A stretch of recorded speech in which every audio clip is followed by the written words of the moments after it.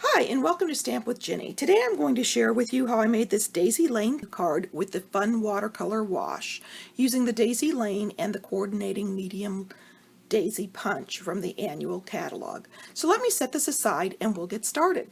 Okay, I'm going to start by touching my clear block to my Pretty Peacock classic ink pad to create this palette for my watercolor wash. And then I'm going to bring in my Whisper White cardstock. You can use watercolor paper if you prefer for this, but I'm just using the Whisper White this time. I'm taking my aqua painter and I am dropping some water onto my block. And as you can see, this allows me to mix and move that classic ink as I desire a little easier than if it were in the lid. So I'm going to bring that over. And I always want to have a piece of paper towel handy just in case I have a little too much water. And I am going to create my wash by simply running my aqua painter back and forth over the Whisper White cardstock. Now if you're too heavy-handed with the water, this will kind of make the cardstock buckle a little bit, but you'll be fine once you lay it down and adhere it to your card front. So I'm just adding a little more water to this so that I get a lighter tone to even things out, and simply a random swish across the cardstock, filling in and making that a varied shade as I'd want. And to clean my aqua painter, I simply squeeze and use that paper towel until it runs clean.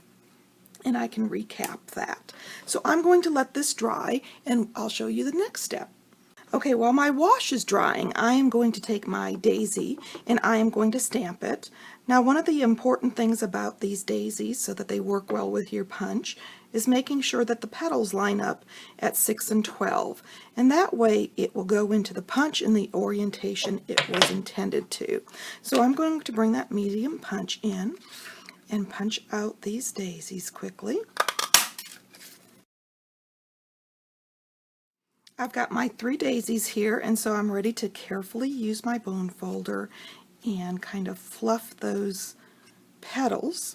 And I'm simply taking that bone folder and laying it on the petal and then lightly curling it, kind of like we used to do with the Christmas ribbon back in the day, those little spools where you get those wonderful little spirals on our packages. Okay, now that I've got the 3 done, and these petals are delicate, so you do want to be careful. Okay, I've added a little dab of adhesive and I am going to offset these petals. I'm doing 3 flowers this time where the original card only had 2, and I am going to allow that to dry while I bring back my washed panel and this beautiful fern image. So I am going to ink it up with the Pretty Peacock again and stamp. Now if you want a softer look, you can stamp this off, and I am going to put 3 of these beautiful ferns on that panel. And now I'm ready to add this to my card front. So I'm bringing my card base in. I folded it in half, and I'm using my bone folder to get that nice sharp edge. And now I'm ready to add the washed portion. And I'm adding my multi-purpose adhesive here around the outside edge and a little in the center. And I'm going to line this up about 3/4 of an inch down from the top. And I am going to adhere that nicely and burnish that adhesive. Okay, so now that I've got that on here, I'm ready to work on the next portion, which is this beautiful scallop edge ribbon that we have with the linen in each of our in colors. And I find that using our tear and tape is great for this kind of project.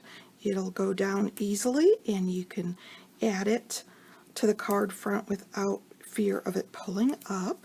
So I've got a piece of tear and tape there. I'm going to burnish this well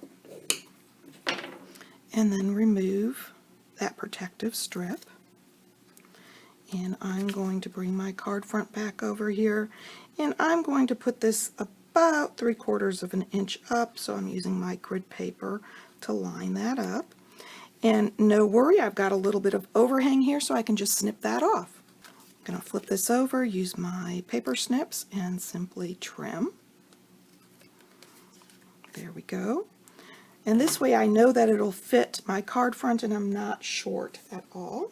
So now I'm ready to make the banner. I'm going to bring in my Whisper White cardstock and the triple banner punch, and I'm going to unlock that, slide it into my 1-inch groove, and punch. And what that will allow me to do is see where I want to stamp.